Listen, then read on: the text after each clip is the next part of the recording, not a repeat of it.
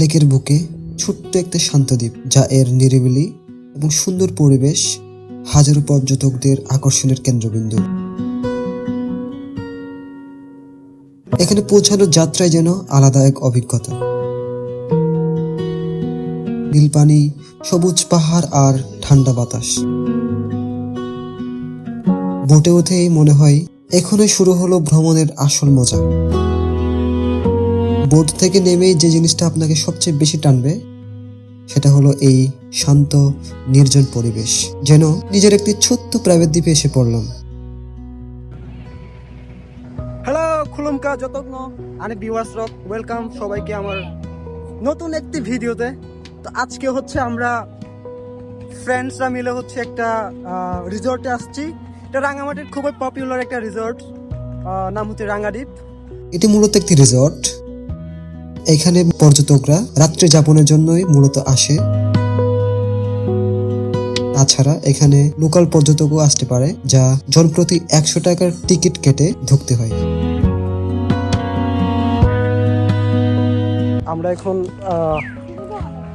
রিসর্টের দিকে যাচ্ছি, বাট এটা মূলত রিসর্ট। এখানে হচ্ছে মানুষ যারা টুরিস্ট ঘুরতে আসে ওরা হচ্ছে এখানে নাইট স্টে করে। আগে এখানে এন্ট্রি ফি ছিল 50 টাকা, বাট একটা মজার ব্যাপার ছিল, ওইটা হচ্ছে 50 টাকা দিয়ে হচ্ছে আপনি টিকিট নিলেন, তারপর হচ্ছে ক্যান্টিনে হচ্ছে টিকিটটা দিয়ে হচ্ছে আপনি খাইতে পারেন। বাট এখন নাকি রুল চেঞ্জ, এখন টিকিটের দাম হচ্ছে 100 টাকা।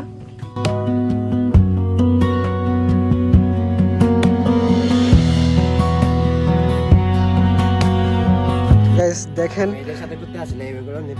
হ্যাঁ, রাঙাদ্বীপে আসছিলাম তো হচ্ছে সুন্দর পরিবেশ।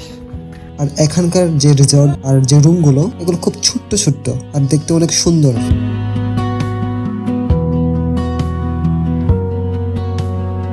যদি আপনি চান কিছুটা শান্ত সময়, লেকের মাঝে নির্জন এক দ্বীপ, চোখ ভরা সবুজ প্রকৃতি, তাহলে রাঙাদ্বীপ রিসর্টই অবশ্যই আপনার যাওয়ার লিস্টে থাকা উচিত।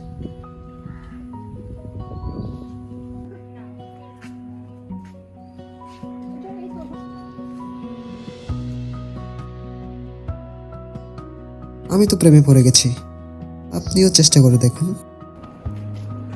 গাইস, সুন্দর একটা প্লেস দেখতে পাচ্ছেন, গাছের উপর থেকে এগুলা কি ভাই, সুন্দর লাগছে এগুলা দেখতে। রাজমাতা শিবগামী